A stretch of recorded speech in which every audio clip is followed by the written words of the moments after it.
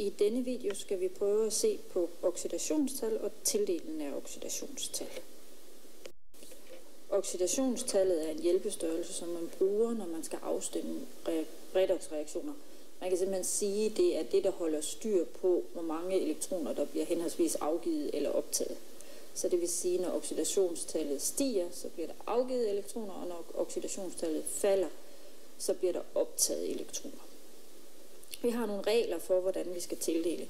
De rene grundstoffer, de har oxidationstal på 0. Hvorimod de usammensatte ioner, vi kan også kalde dem enatomioner, de vil have en oxidationstal, som er lig med ladningen. Hydrogen har i langt de fleste tilfælde et oxidationstal på +1. Der er nogle enkelte undtagelser, for eksempel dihydrogen, der har vi jo et rent grundstof, så der vil vi have et oxidationstal på 0 ifølge den første regel. Og hvis vi har ionen H-, så har vi en usammensat ion, så har ladningen -1, så derfor vil den også få oxidationstallet -1. På samme måde så gælder det, at oxygen, den vil også i langt de fleste forbindelser få oxidationstallet -2. Undtagen igen, når det drejer sig om dioxygen, fordi der har vi igen et rent grundstof, og der vil vi få oxidationstallet 0. Og hvis vi har hydrogenperoxid, også kaldt brændoilde, der vil vi få, at hydrogen får oxidationstal +1, og ilt får oxidationstallet -1. Derudover så gælder der, at summen af oxidationstal, de skal altid være lig med forbindelsens ladning. Og ud fra de regler, så kan vi rent faktisk på langt de fleste forbindelser, kan vi bestemme oxidationstal. Det vi skal huske, det er, at oxidationstal, det altid bliver tildelt på de enkelte atomer. Vi skal prøve at se på nogle eksempler.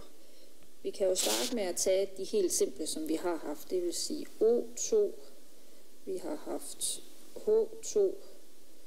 Der vil også gælde for eksempel S8, at de vil alle sammen have et oxidationstal på 0. Det skriver vi lige så stille her nedenunder. Sådan, så de vil alle sammen have oxidationstal af 0.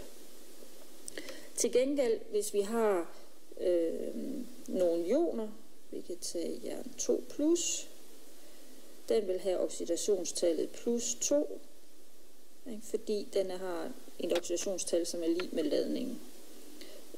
Vi kan tage O2-, den vil også igen have et oxidationstal, som er lig med ladningen, så den vil have et oxidationstal på -2. Vi skriver oxidationstal som sådan et lille tal nedenunder. I vil også se i nogle sammenhænge, der skriver man det som romertal ovenover, eller som almindeligt tal ovenover atomet. Vi kunne også kigge på en aluminium 3+, den vil så have oxidationstallet +3. Vi kunne så også kigge på en simpel forbindelse som HCl.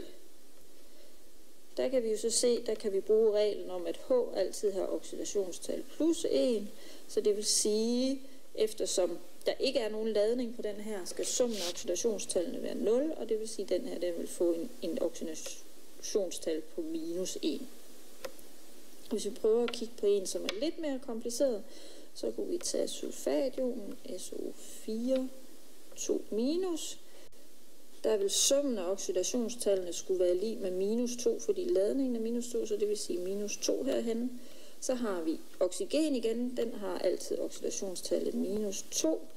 Den har vi jo så 4 af, så det er hver eneste iltatom, som har oxidationstallet -2. Så der skal vi jo egentlig sige 4 gange 2, det vil sige -8, og så skal vi have et eller andet til at stå her, som så totalt giver -2, så det vil sige, at der må skulle stå +6. Så det vil sige, at svovl får i det her tilfælde oxidationstallet +6. Lad os prøve at tage et sidste eksempel. Vi kunne prøve at tage noget, der er lidt mere kompliceret, HNO3. Der har vi igen, det er et neutralt molekyle, så det vil sige, at i det her tilfælde er vores ladning lig 0. Vi har, at oxygen, når det indgår i en kemisk forbindelse, så skal det have oxidationstallet -2. Vi har 3 af det, så totalt så har vi noget, der hedder -6. N, den skal vi finde. H, den indgår i en kemisk forbindelse, så den har oxidationstal +1. Så det vil sige plus 1 minus 6 plus noget andet skal give 0. Så det vil sige, at i det her tilfælde, så må kvælstof få oxidationstallet 5 plus 5. Og sådan tildeler vi oxidationstal.